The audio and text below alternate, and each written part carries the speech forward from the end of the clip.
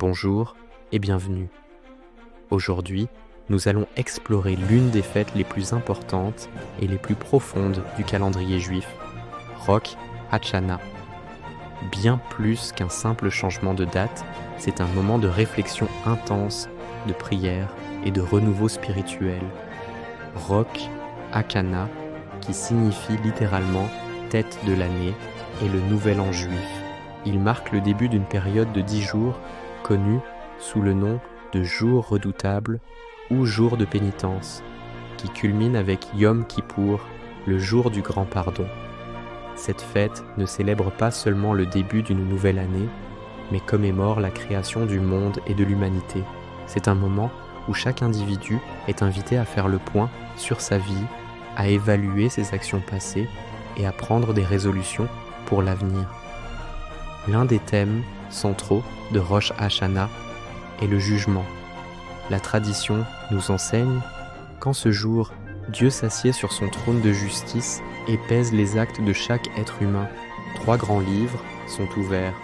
Le livre de la vie pour les justes, le livre de la mort pour les méchants et un livre intermédiaire pour la majorité des gens.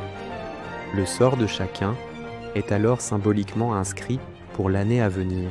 C'est pourquoi les vœux traditionnels de Rosh Hashanah incluent « Puissiez-vous être inscrits et scellés pour une bonne année ».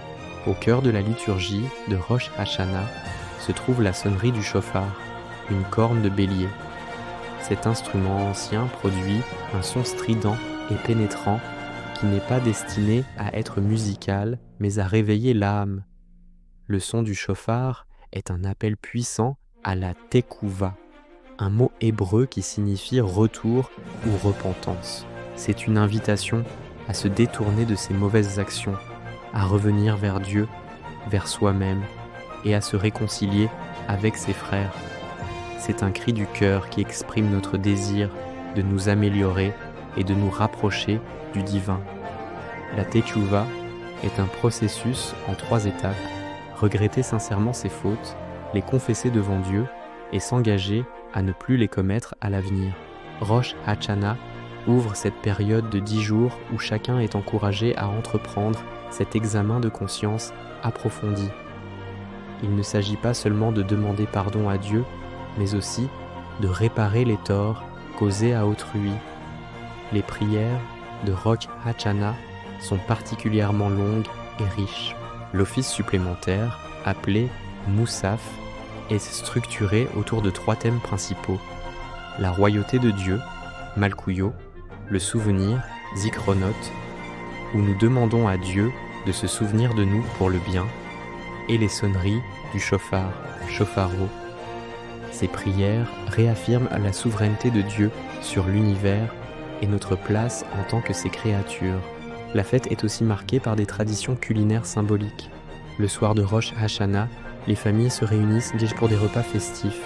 Une coutume très répandue consiste à tremper un morceau de pomme dans du miel en récitant une bénédiction pour une année bonne et douce.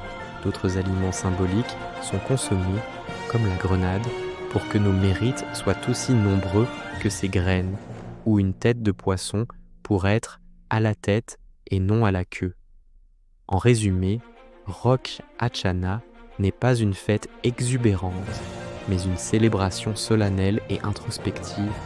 C'est un temps pour faire une pause, regarder en arrière avec honnêteté et en avant avec espoir. C'est le moment où nous nous tenons devant notre Créateur, non pas dans la peur, mais avec la confiance que le jugement est une occasion de nous purifier et de repartir sur de nouvelles bases. C'est une invitation à devenir de meilleures versions de nous-mêmes et à participer à l'achèvement de la création. Alors que les échos du shofar résonnent, ils nous rappellent notre responsabilité et notre potentiel. Que cette nouvelle année soit pour tous une année de paix, de santé, de douceur et de croissance spirituelle. Shana Tova.